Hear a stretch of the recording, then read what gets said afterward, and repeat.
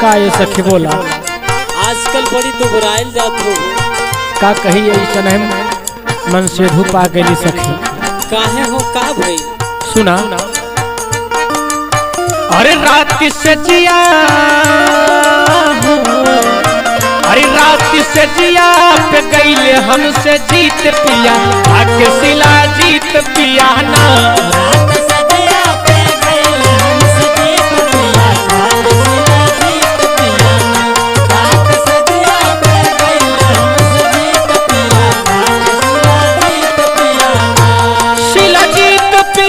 एक सिला जीत पिया ना रात से जिया पे गईले हमसे जीत पिया एक सिला जीत पिया ना रात से जिया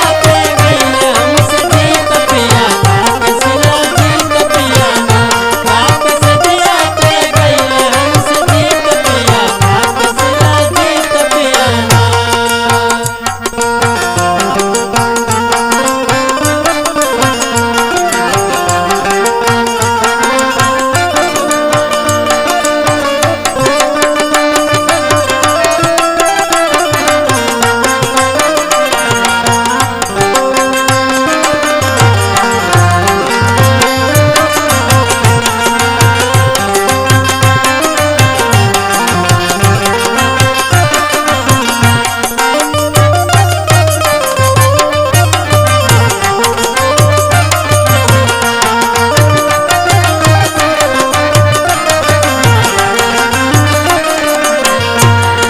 और सुना सखी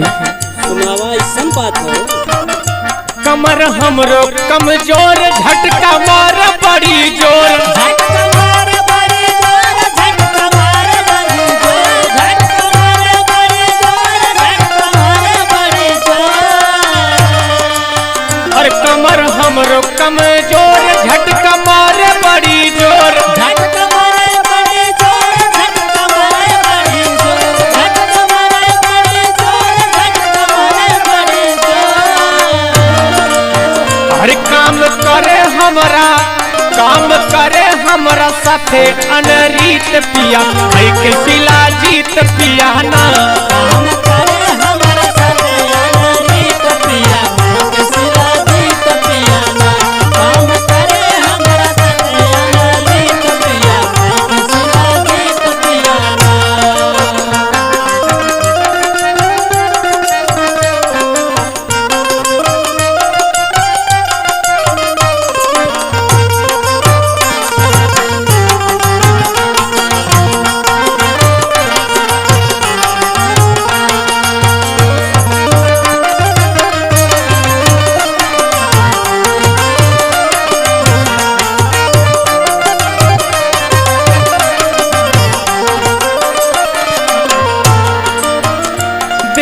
रहल रसमलाई चाट लहन जस खटाई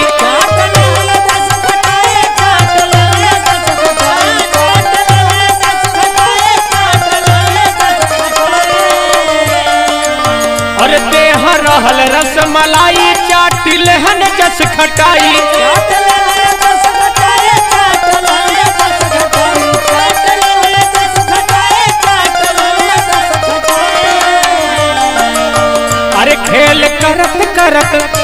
खेल करत करत गईले रात बीत पिया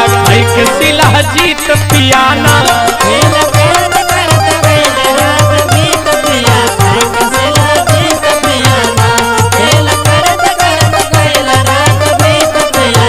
के सिला जीत पिया ना